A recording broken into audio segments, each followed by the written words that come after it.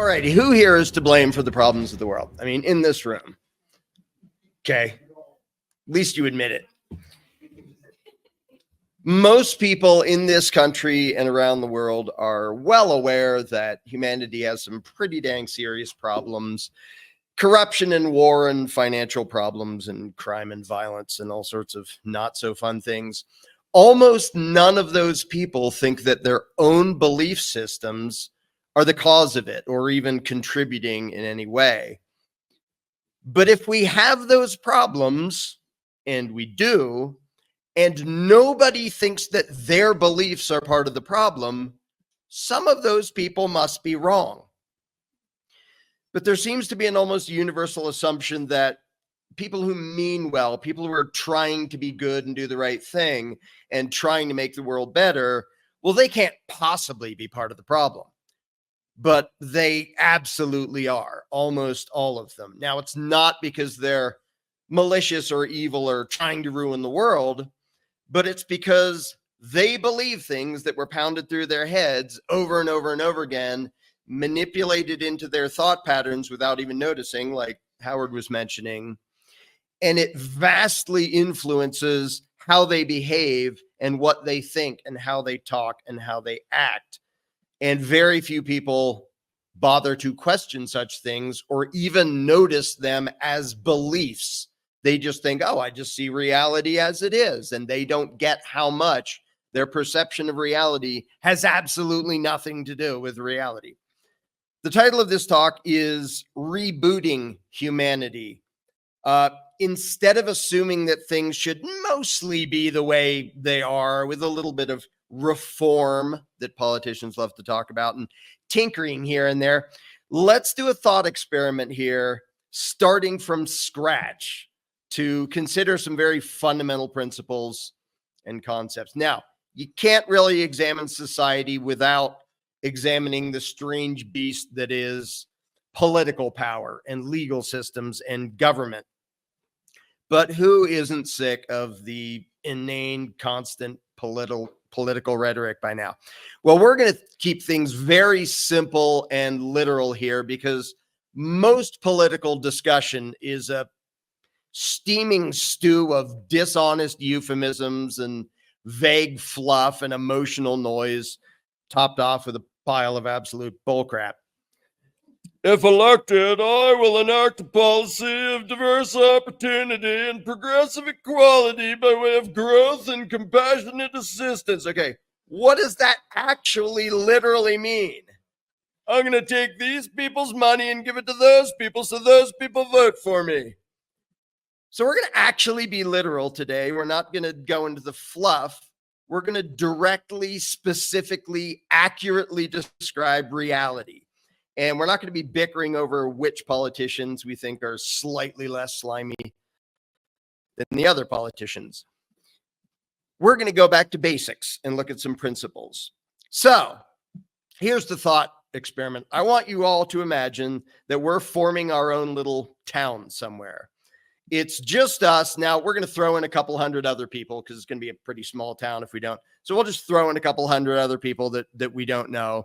And we're all going to be just plunked down in the woods somewhere. We're being pioneers and building a new little society from scratch. Now, I'm sure we have people with different views and different interests and even different values to some extent and different skills, different knowledge. So we'll probably find ways to like barter and trade and organize and cooperate and work together and so on and so forth. Now, not everybody is competent and not everybody is honest and not everybody is nice. Present company accepted. I'm sure we're all nice, but those 200 hypothetical people I came up with, some of them might be nasty. And I'm not sure we can trust them. The fact that they don't exist, never mind. So we also might have to figure out how to deal with nasty people along the way. But I don't want to just babble about what I think our little new society should do, because I'm not going to be in charge of it. I'm not emperor of this new little colony. I'm just me and you're just you. So I'm going to put a bunch of this in the form of questions for you to consider. Let's start with a few basic suggestions and ideas, and you let me know by a show of hands which ones you're in favor of. Okay, so the first possible suggestion is, there we are in the woods, middle of nowhere. There's no roads, no any of that. First suggestion, everybody scatter. Everybody just run off into the woods in different directions, every man for himself. Okay, who's in favor of that? Okay. Who thinks that idea is pretty stupid? Okay. Next possible plan. We all violently attack and rob each other, and whoever ends up alive and with the most stuff wins. Who likes that plan? You're laughing at my brilliant plans. Who thinks that plan would be immoral and moronic? Yay. Next possible plan. Instead of individuals fighting each other, let's divide into two big groups. Maybe we'll just split down the aisle here, and then the two groups can like try to kill each other and dominate each other. All in favor of that plan? You're no fun. Okay, how about this plan? Somebody comes up with a central master plan and then forces everyone else to go along with it and violently punishes anybody who disobeys. All in favor? Oh, man. What if you get to be the one who comes up with the master plan and forces it on everybody else? Who here wants? We got one aspiring tyrant. Okay. Okay. Now, this last suggestion might sound a little crazy and fringe, but here goes. What if each individual is in charge of himself, and each individual gets to decide for himself which projects he wants to be involved in and who he wants to work with and who he wants to trade with and interact with? So individuals might voluntarily form groups, big or small, to accomplish certain things, but each individual gets to decide for himself which things he's going to be a part of. All in favor? Bunch of extremists. Now, it's weird because everyone I've ever asked these things answers in the same way. Liberals, conservatives, people who don't care about politics at all, people from different countries. It's almost as if freedom and peaceful coexistence is what people want. Well, if pretty much everyone wants that, why don't we have that? All right, you crazy kooks with your silly, childish desires for peace and voluntary cooperation. I'll give you a master plan that'll definitely change your mind. So here is my 4-point master plan for our new little colony. It's genius, and I'm sure you'll all eagerly and happily agree to it. First of my 4-point plan. From now on, I'm allowed to do evil stuff. All the stuff that we would all normally recognize as wrong and immoral, fraud, theft, assault, murder, things like that. That'll still be bad if any of you do it. But you're going to give me permission to do those things, and it won't even be bad when I do them. So the first part of my plan is I get a blanket exemption from basic morality applying to me. The second part of my plan is that you all have to do whatever I say, and I'll have enforcers whose job it is to beat up anybody who disobeys me. Now, the third point of my plan is very important. I don't want you obeying me just because you're scared of my enforcers. I want you scared of them too. I'm going to need each one of you to really and truly believe that you are morally obligated to obey my every whim, and that disobeying isn't just dangerous, it's actually wrong, that it's a sin and makes you a bad person if you don't obey me.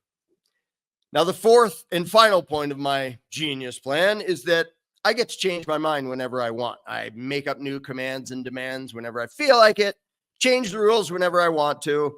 And whenever I do, you all have to accept that morality itself changes. If my rule said you're allowed to do something yesterday and I changed it, now you're not allowed to do it today, that means you're a good person yesterday if you do it, and then you're a bad person today if you do it, because my will is morality. It defines right and wrong because I changed my mind.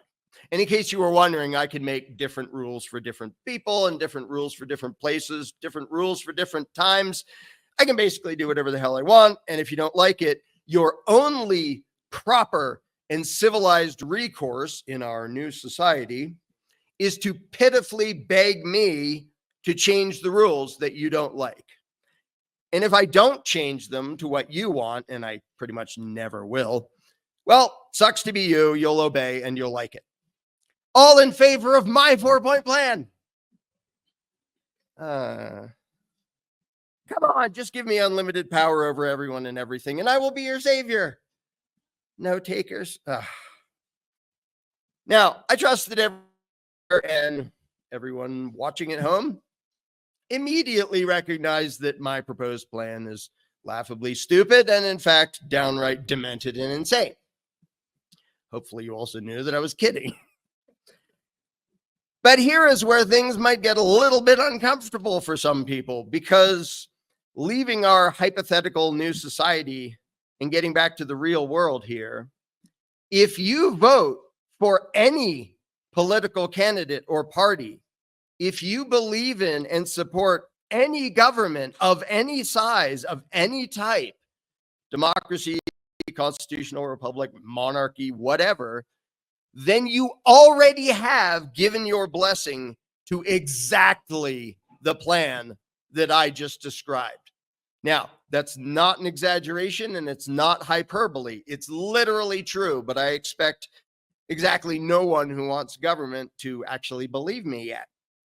So, again, we're going to keep things simple, literal, and direct, and see what the reality of political authority actually is, point by point, like my plan. Now, the first part of my totally bonkers plan was that I should get an exemption from morality, and I should be allowed to do bad things, and so much so that they're not even bad if I do them.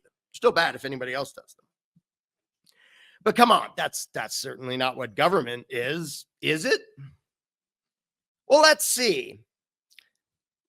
There you are, a mere human being, and you don't have the right to rob people and beat people up and murder people and things like that. Those things are wrong. Now, you do have the moral right to voluntarily organize and cooperate with people and trade with people. In fact, I think most of us would agree that you even have the right to use physical force against other people if that's necessary to protect an innocent person from an attacker. In other words, it's bad if you violently attack people, but if you use force to stop an attacker, that can be justified. Yes, I realize this is very basic and obvious, and I'm describing things that most 8-year-olds understand. So let's bundle all those things that you, as a mere mortal human being, would be morally justified in doing. And we're going to call that good stuff. It's okay to do good stuff. Let me know if this deep philosophical explanation is too complex for you. It's okay to do good stuff. Now, as a mere peasant, you do not have the right to rob your neighbor or violently control his decisions and choices. You can't, for example, on your own, impose and collect a tax from other people. That's extortion if you do it, and that's bad. As another example, you don't get to use threats of violence to tell other people what they can eat or drink or smoke or sell or buy or build or live in, who they can trade with, so on and so forth forever. That would be violent thuggery if you do it. It's legislation and regulation if government does it. Now, here's the uncomfortable part, even though it's painfully obvious. If you and me and every other mere mortal on the planet has the right to do good stuff, and some special people like politicians, tax collectors, law enforcers, and other government employees have the right to do some stuff that you and I don't have the right to do, that means that those people are allowed to do stuff outside of the category of good stuff, also known as bad stuff. So yes, government by its very nature is the thing that supposedly has societal permission to commit evil. That is the fundamental nature of what government and political power are. When those people do it, it's fine, it's legitimate, it's necessary. When you do it, it's bad. Because you see, those people have an exemption from morality. Just like the first point of my completely bonkers plan. Now, you can bicker that, well, they can't just do whatever they want. They're only allowed to do certain evil stuff. Okay, that doesn't really change the underlying principle and how bonkers it is to think that some people should be allowed to do evil. Whether people like hearing this or not, to believe in government of any size, any type, automatically and necessarily means that believing that people in government have an exemption from basic morality and are allowed to do evil. So much so that it's not even evil anymore when they do it. The vast majority of people, whether they've ever looked at it that way or not, believe exactly that.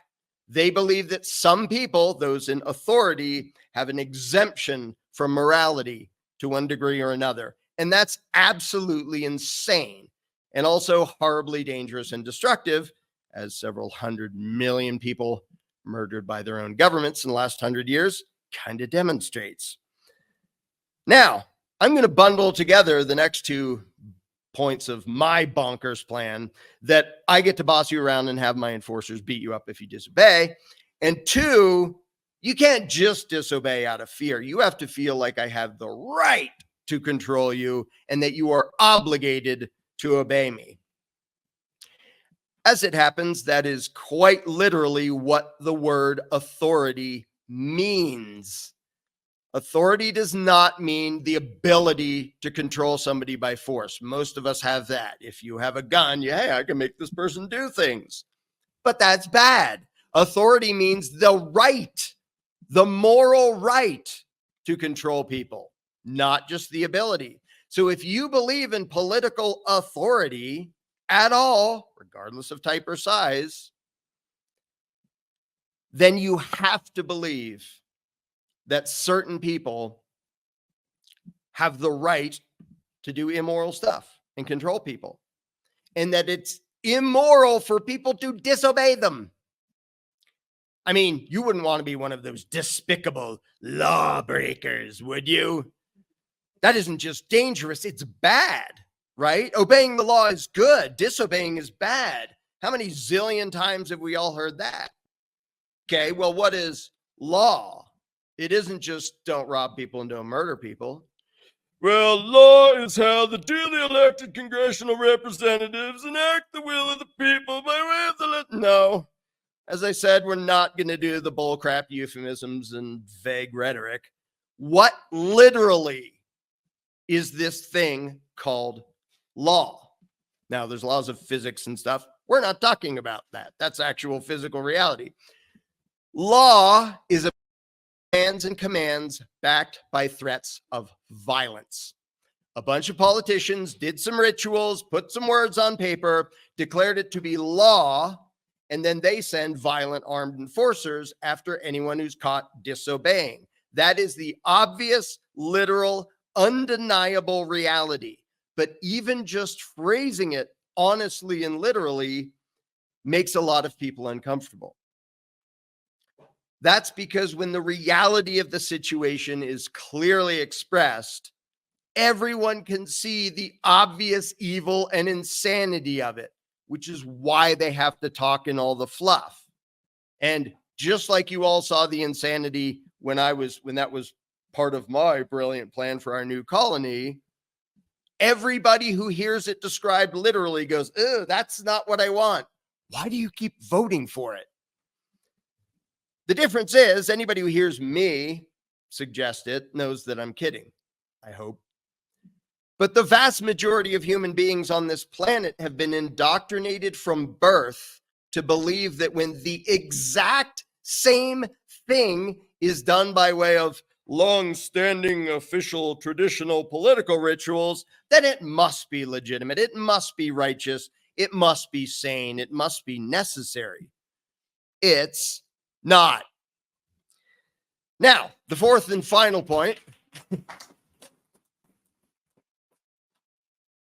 The fourth and final point of my bonkers plan is that I get to change my mind whenever I want.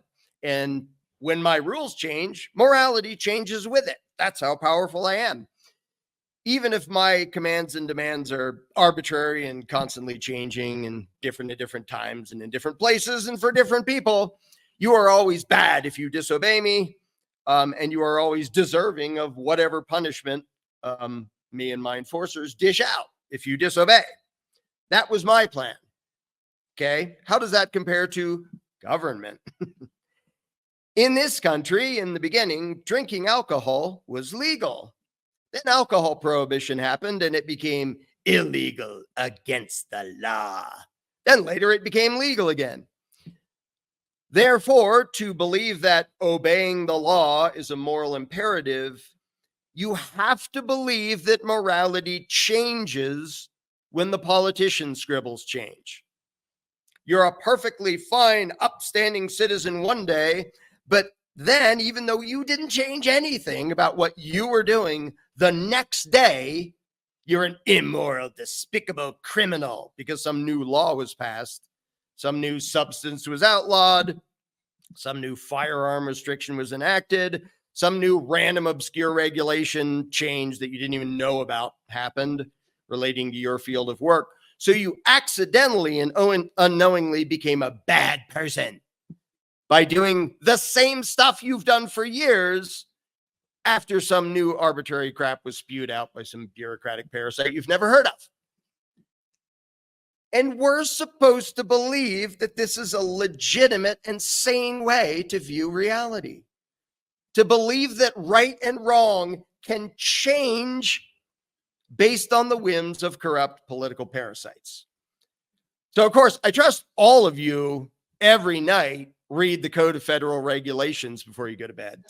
It's only a couple 100,000 pages to make sure you're being a good law-abiding citizen. And that's just at the federal level. There's still state and local and all sorts of, make sure you keep up with that, because otherwise you're a bad person if you accidentally do some random thing that doesn't match some random rule you didn't know existed. Also, make sure you keep up to date with all of the laws of every country, every state, every town, every county, every locality you ever pass through, since you also have to believe that morality randomly changes from place to place when you cross invisible imaginary lines. Sure, you can be a respectable, moral person smoking marijuana here in Arizona.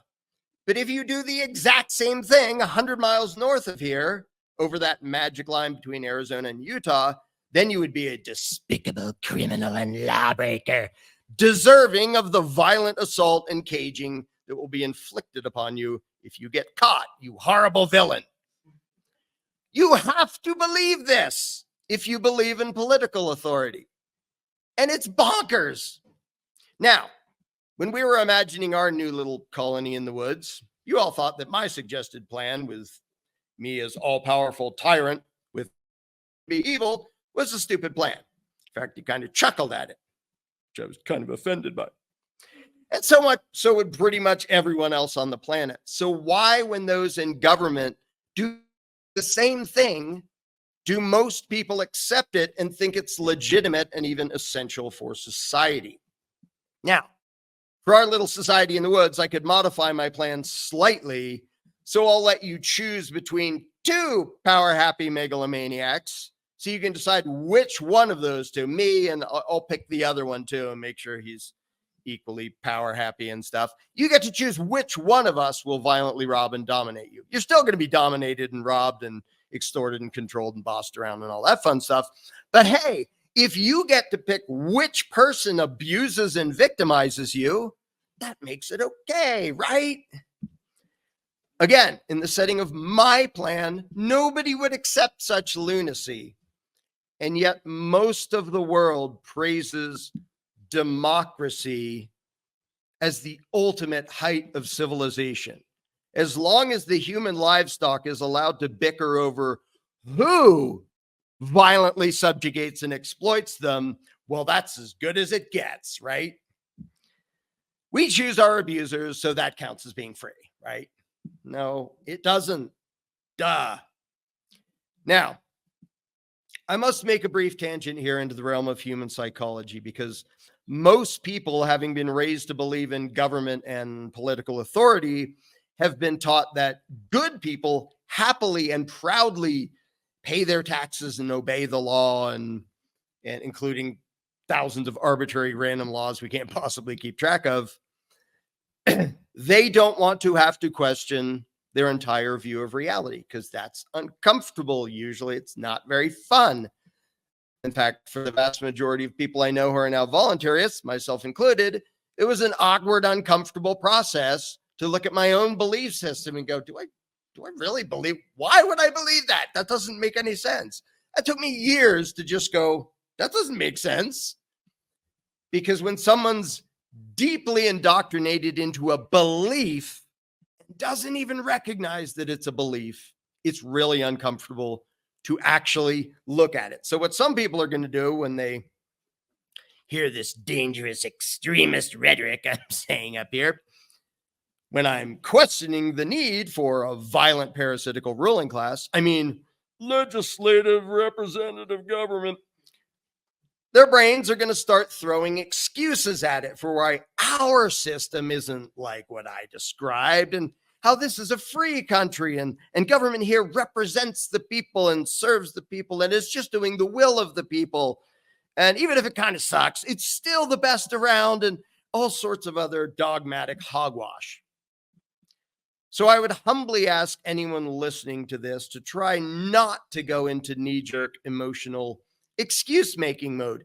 If your beliefs about government are rational and moral, then you ought to be able to answer my silly, fringe, ignorant questions easily, right?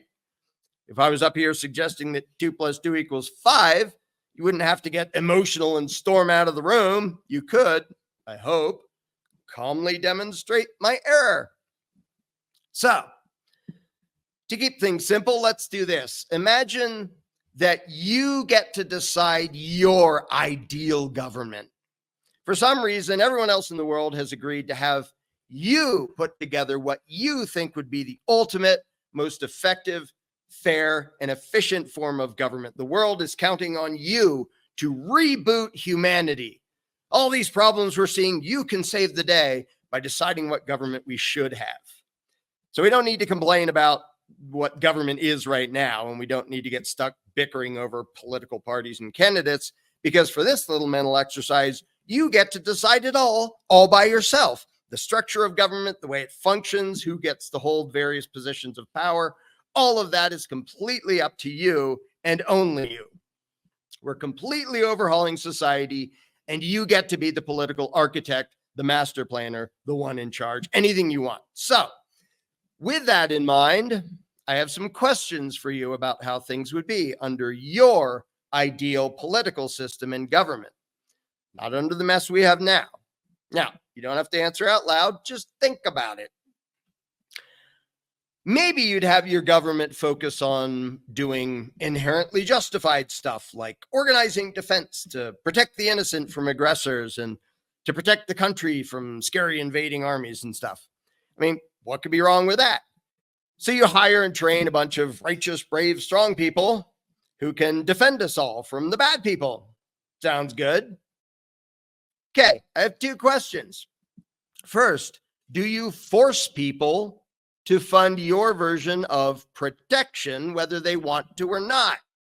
Because you have to admit, if your method of protecting people from thieves and robbers starts with you literally robbing them, something's a little bit off.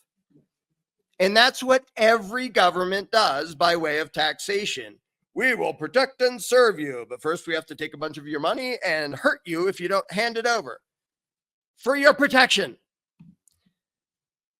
Isn't that exactly what the mafia does? And they call it a protection racket. And everybody recognizes that's not okay. That's not good. You're not protecting me. You're the thing I need protection from. And my second question about your ideal government, if you're trying to like protect people, whether from armies or just local nasty people, do you allow competition?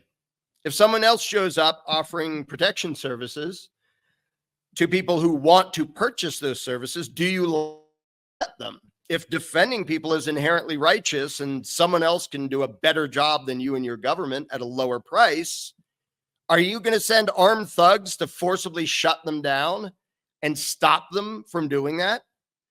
Because once again, that's just you being the mafia while pretending to protect people. Now, maybe your ideal government is also going to create lots of good things like infrastructure and roads and schools and so on. Who could object to that? How are you paying for it?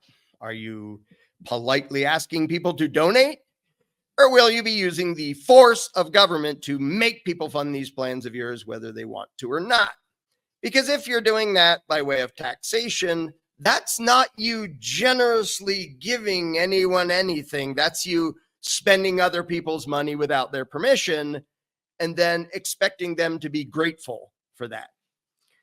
Which, by the way, is the foundation of every political campaign ever, generously giving away stolen loot. The Democrats do it, the Republicans do it, everybody does it. So, in your ideal situation, would you allow competition? Someone else shows up saying they can build a better road or train system or school or whatever for a better price. If enough people want to pay for that, what do? Does your ideal government interfere and forcibly forbid them from doing that? I could keep going, but hopefully you understand the pattern here. Whatever you would try to use political power for, are you going to use force to make people fund it and use force to stop people from offering better services? Because if you do that, you're just an immoral thug and an enemy of freedom and an enemy of humanity, like every other government in the history of the world. Now, maybe you'll proudly say, no, I wouldn't force people. I would allow people to decide if they want to fund the services I provide. And I'll allow competition. I'm not going to be authoritarian and coerce anyone into funding it or going along with my version of what should happen. I'll give my plans and people can decide whether to support them or not.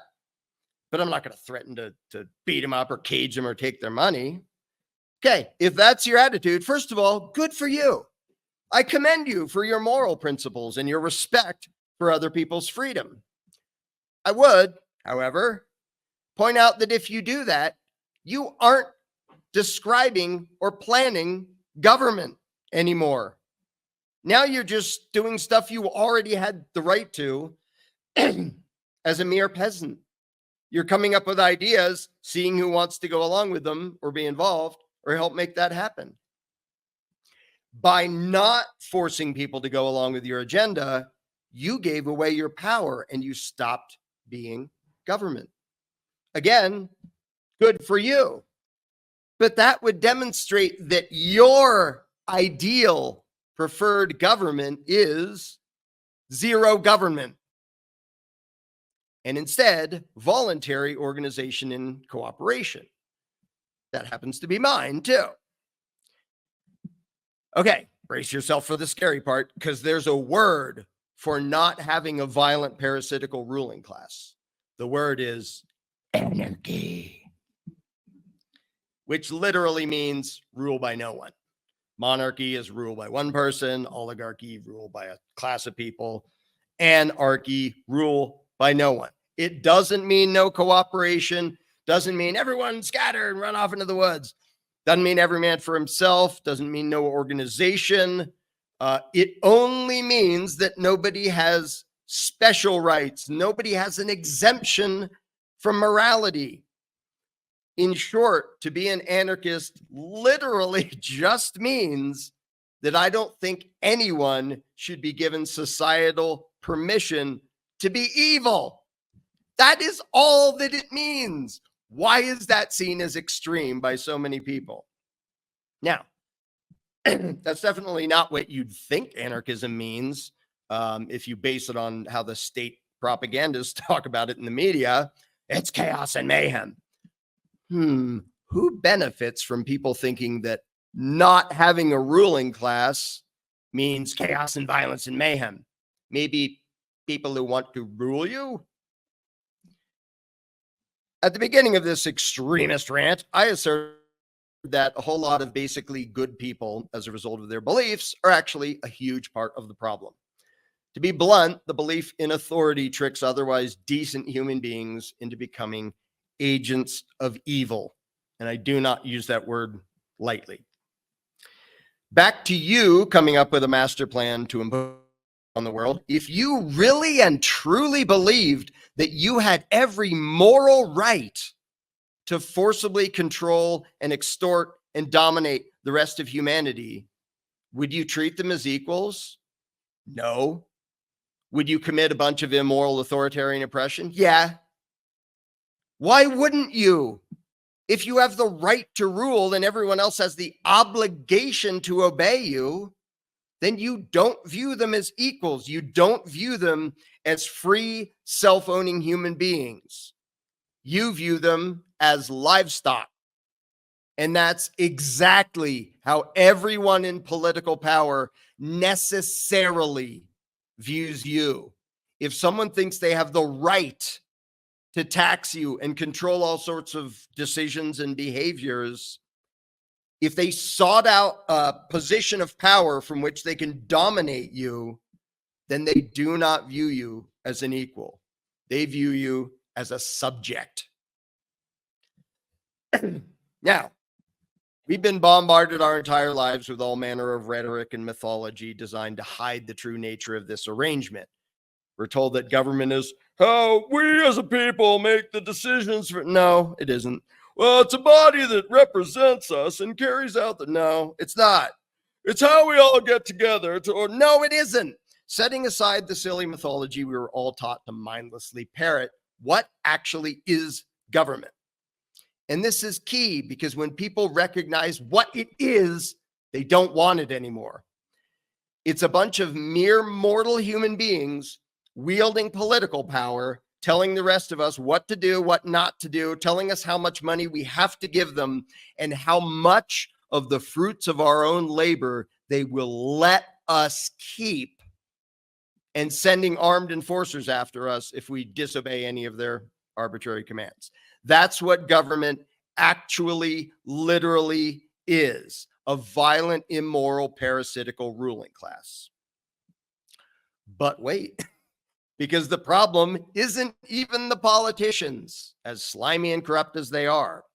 If there was a relatively small group of psychopaths saying, we're in charge, who cares? We all just say, no, you're not, go away. The problem is not that power-happy psychos think they have the right to rule us. The problem is that most of us think they have the right to rule us and think that we are obligated to obey whatever arbitrary BS they make up and call law. All of their power comes from their victims imagining them to be a legitimate authority. And if you really and truly believe that government has the right to use force, why wouldn't you ask them to go rob other people to give you free stuff? I mean, that would be bad if you did it, but it's good if they do. Why wouldn't you do that? When people talk about political corruption, I have to chuckle. The term is redundant. There is no other kind of political action. The difference is when someone else uses government force to serve their interest at the expense of your freedom and prosperity, you call it corruption. But if you can find a way to use government force to serve your interests at the expense of other people's freedom and prosperity, you're going to call that good representative government. It's the same damn thing. And the political parasites will keep us at war with each other forever until humanity figures that out and we stop asking them to rob and violently dominate our neighbors. I'm going to wrap this up with something so simple that most people think that, well, there has to be more to it than that. With all the convoluted, twisted, perverted, nonsensical political babble out there, I want to leave you with one obvious concept. So I'm going to end here by describing something in terms that even little children should be able to comprehend about how to reboot humanity and instantly remove the vast majority of injustice, violence, and oppression in the world. Ready for it? This is super advanced. If you shouldn't do something yourself, then don't ask anyone else, including government, to do it for you. As basic and obvious as that sounds, and as quickly as everybody goes, well, yeah, of course, obviously, a grand total of 0 voters abide by this. They are all voting to have government do things they know would be wrong if they did it themselves. 0 people who believe in government of any kind, of any size, abide by this principle. But if humanity could actually think about this and grasp it, this painfully obvious idea, and then abide by it, the world would be drastically different in a very, very good way. The vast majority of oppression is gone. War is over. So once again, I leave you with the ridiculously simple solution to most of humanity's problems. If you shouldn't do something yourself, then don't ask anyone else, including government, to do the same thing for you. Hi, this is Etienne de la Boetie from the Art of Liberty Foundation. If you liked this presentation from the 2024 Liberty on the Rocks conference in Sedona, then you are going to love the Art of Liberty Foundation's upcoming book, Voluntarism: How the Only Ism, Fair for Everyone, Leads to Harmony, Prosperity, and Good Karma for All. The book is in the same image and meme-rich format of Government, the Biggest Scam in History Exposed, featuring the executive summary of the executive summary to rapidly understand the important issues. If you or anyone you know has any doubt that the free market could provide all the legitimate, non-redistributive services provided by government better, faster, and cheaper without the waste, fraud, abuse, and extortion, then this is the book for you. You can pre-order a copy of the book through our $25,000 Indiegogo campaign to launch the book and get it into wide distribution at voluntarism-book.org.